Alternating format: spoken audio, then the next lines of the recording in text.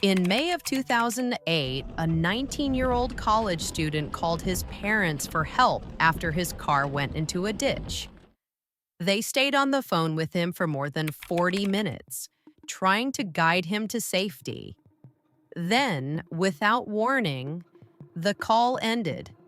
Brandon Swanson was never seen again. Welcome to Where the Trail Ends, where we follow the story until it disappears. Today, we're looking at the disappearance of Brandon Swanson. What makes this case especially unsettling is not just that Brandon disappeared, it's that everyone believed they knew exactly where he was. They were wrong. Brandon Swanson was a student at Minnesota West Community and Technical College. He was described as responsible, friendly, and close with his family. He wasn't someone who simply vanished from his life. He had plans, classes, friends, and a future he was building. On the night of May 14th, Brandon attended a small gathering with friends near Canby, Minnesota. The school year had just ended and people were celebrating. Sometime after midnight, Brandon decided to drive home to Marshall. It was a familiar route, one he had driven before. But rural Minnesota after dark can be disorienting. Long stretches of gravel roads, fields without landmarks, and very little light. At some point during his drive, Brandon made a wrong turn. While driving alone on those back roads, Brandon's car went into a ditch. The vehicle wasn't badly damaged. It could still start, and Brandon himself wasn't injured. But the car was stuck, and he couldn't get it back onto the road.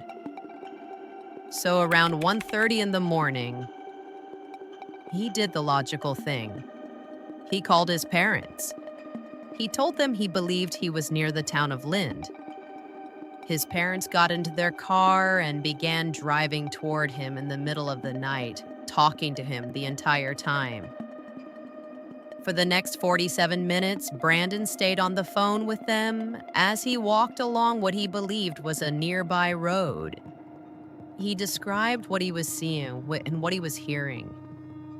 Fences, fields, the sound of running water somewhere nearby.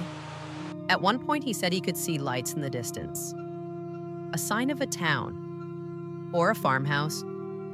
His father told him to stop walking and stay where he was so they could find him more easily. Instead, Brandon kept walking. It's easy to forget how dark rural areas can be at night. No streetlights, no traffic, just open country. Even familiar places can quickly become confusing when the landmarks you rely on disappear into darkness. Then, suddenly, Brandon said two words. "Oh, shit." The call ended. His parents tried calling him back again and again, but he never answered. As the sun came up, a search began. Law enforcement and volunteers focused near Lind, the area Brandon thought he was in. They searched ditches, roads, waterways, and fields. But something wasn't adding up. Later that day, Brandon's car was finally located. And it wasn't near Lind at all. It was found near Taunton, Minnesota, over 20 miles from where people had been searching. Not only was it the wrong town, it was in a different county entirely. The terrain there was different. The rivers and creeks were different. The hazards were different. For hours, search teams had been looking in the wrong place. By the time the mistake was realized, valuable time had already been lost. In missing person cases, the first hours matter, especially when the person may be walking at night through unfamiliar terrain. Investigators believe Brandon likely became disoriented.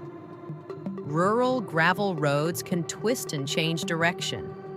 It is easy to believe you are traveling one way when you are actually somewhere else entirely.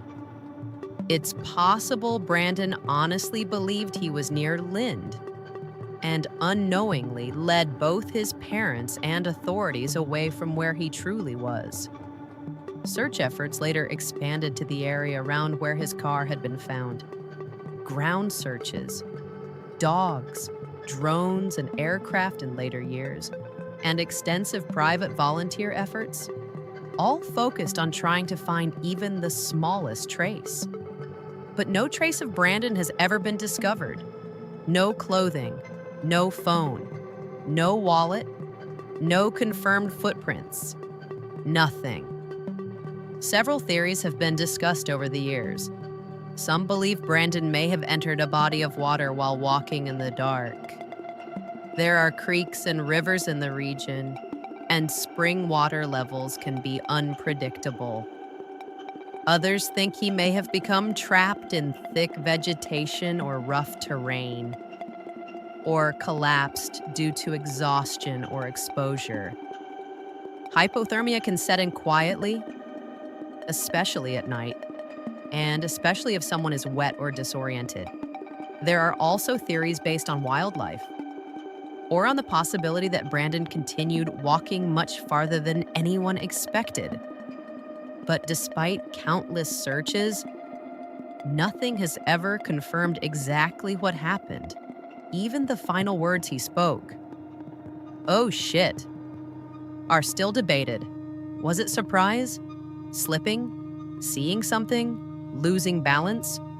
Or simply frustration that the call dropped in the middle of the night? No one knows.